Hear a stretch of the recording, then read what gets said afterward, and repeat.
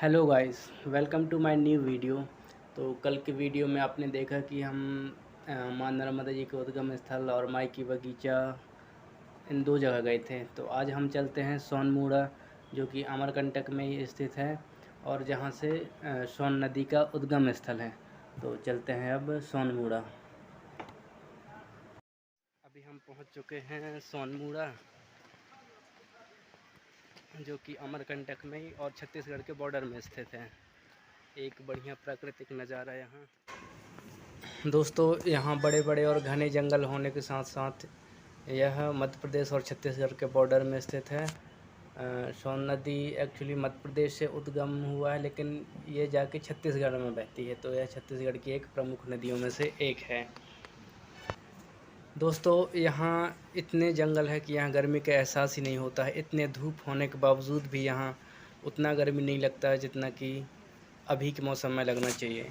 और आप मेरे पीछे जो जंगल देख रहे हैं वो पूरा छत्तीसगढ़ का जंगल है, और वो गांव दिख रहा है वो भी छत्तीसगढ़। दोस्तों, इस जगह का नाम सोनमुड़ा इसलिए पड़ा क्योंकि यहाँ से सोन नदी का उद्गम स्थल है, और मध्य प्रदेश का ये छोटे से भाग में इसका उद्गम स्थल है, लेकिन ये जाके छत्तीसगढ़ में बहती है। तो इस तरफ से निकलती है मध्य प्रदेश के भाग से, और इधर सामने छत्तीसगढ़ वाला एरिया है, तो सीधे छत्तीसगढ़ के एरिया में जाके बहती है सोन नदी। और जो आप ये पीछे जंगल देख रहे हैं, ये जंगल पूरा छत्तीसगढ़ में आता है। क्या एरिया है यार, अपन उस तरफ से जाते हैं ना। हाँ। जब अपन पैदल पैदल जा रहे थे। हाँ। उस रोड से जाते तो वहाँ बोर्ड लगा है। हाँ। वहाँ दिखाता कि बोर्ड के दो भाग हैं। हाँ? एक आगे साइड और पीछे साइड का बोर्ड में। हाँ। आगे साइड लिखा है फॉरेस्ट वाले लिखे हैं मध्य प्रदेश शासन वन विभाग। और पीछे साइड लिखे हैं मध्य प्रदेश शासन छत्तीसगढ़।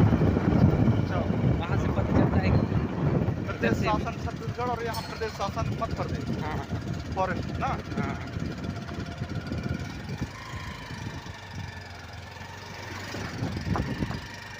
तो अब हम सोनमुड़ा से अब सीधे जा रहे हैं हम लोग कर्णदेव का जो महल है वहाँ। तो यह कर्णदेव का महल भी अमरकंटक में ही स्थित है, जो नर्मदा जी का उद्गम स्थल है उसी के बाजू में कर्णदेव एक राजा हुआ करते थे, उनका महल बना है। तो आइए हम आपको दिखाते हैं कर्णदेव का महल। घूमने जाते हैं तो वैसे ही आपको पता है कि गर्मी का मौसम है, तेज़ बहुत धूप लग रही है, धूप बहुत तेज़ लग रही है।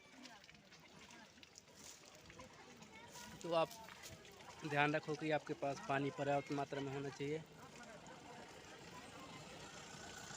पानी की कमी नहीं होनी चाहिए, और फिर आपको थोड़ी थोड़ी देर में पानी पीते रहना चाहिए, जैसे मैं पी रहा हूँ, जिससे आपके बॉडी का टेम्परेचर मेंटेन होता रहे और आपके बॉडी में पानी की कमी ना हो, जिससे आप स्वस्थ भी रहेंगे और फिर आप घूमने का पूरा मज़ा लेंगे।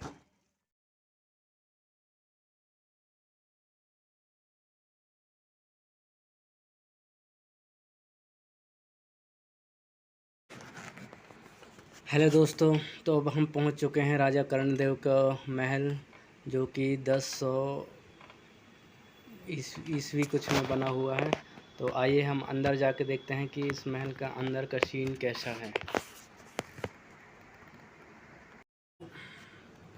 दोस्तों, जैसा कि मैं आपको पहले ही बताया हूँ, इस महल का निर्माण राजा कर्ण शाह के द्वारा किया गया है। और यहाँ पास एक स्विमिंग पूल बना हुआ है जिसमें अभी थोड़ा बहुत पानी है, और बरसात के दिनों में यहाँ मतलब ये स्विमिंग पूल पूरा भर जाता होगा।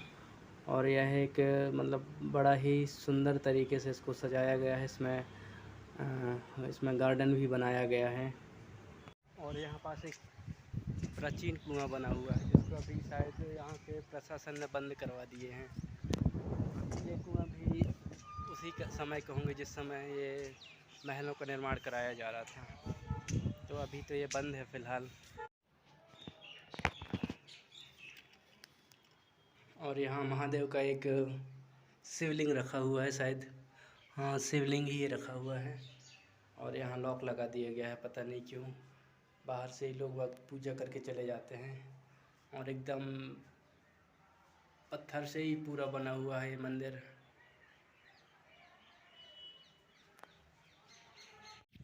थोड़ा गर्व गर्व कहा जा रहा है, प्राउड।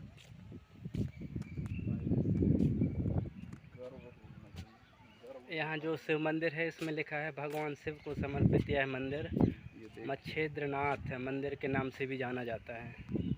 मच्छेद्रनाथ इस क्षेत्र में शैव संप्रदाय की एक शाखा के प्रवर्तक थे और इस मंदिर में शिवलिंग युक्त एक गर्भगृह, अंतराल और एक मंडप है। पंचरथ है। गर्भगृह का शंकुवार शिखर नागर शैली में है, वहीं फांसना शैली में निर्मित मंडप की छत ऊपर से क्षतिग्रस्त हो चुकी है। मंदिर के गर्भगृह के प्रवेश द्वार के लालाबिंब पर नृत्यरत गणेश का अंकन है। यह मंदिर कलचुरी कालीन 11वीं से 12वीं सदी ईस्वी का माना जाता है, भारतीय पुरातत्व सर्वे भोपाल के अनुसार। ऊपर जाके देखते हैं इसके ऊपर कैसा बना हुआ है।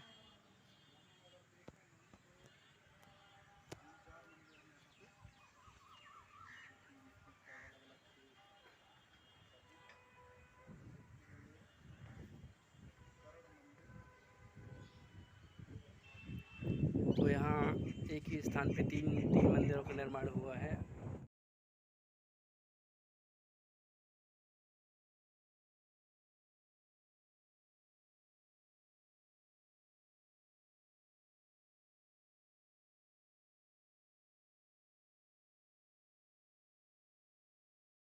और ये रहा राजा कर्णदेव का महल, जो कि बहुत ही प्राचीन और अद्भुत महल है।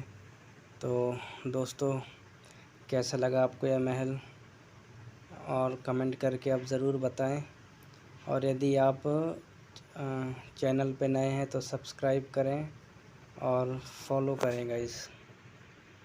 अब हम चलते हैं माँ नर्मदा जी के नदी से, जो एक झरना टाइप से ऊपर से जो पानी गिरता है, तो वहाँ मतलब पानी ऊपर से गिरता है तो उसको कपिल धारा नाम दे दिए हैं। तो उसको जाके देखते हैं कि वो कैसा है। शायद अभी पानी वहाँ नहीं गिर रहा होगा क्योंकि गर्मी है, पानी कम हो गया है। तो देखते हैं वहाँ का क्या सीन है, फिर आपको दिखाते हैं कि वहाँ पानी गिर रहा है कि नहीं गिर रहा है, और फिर पानी कितना ऊपर से गिर रहा है। तो सारी चीज़ें हमें देखने के बाद पता चलेगा। तो चलिए अब चलते हैं कपिल धारा।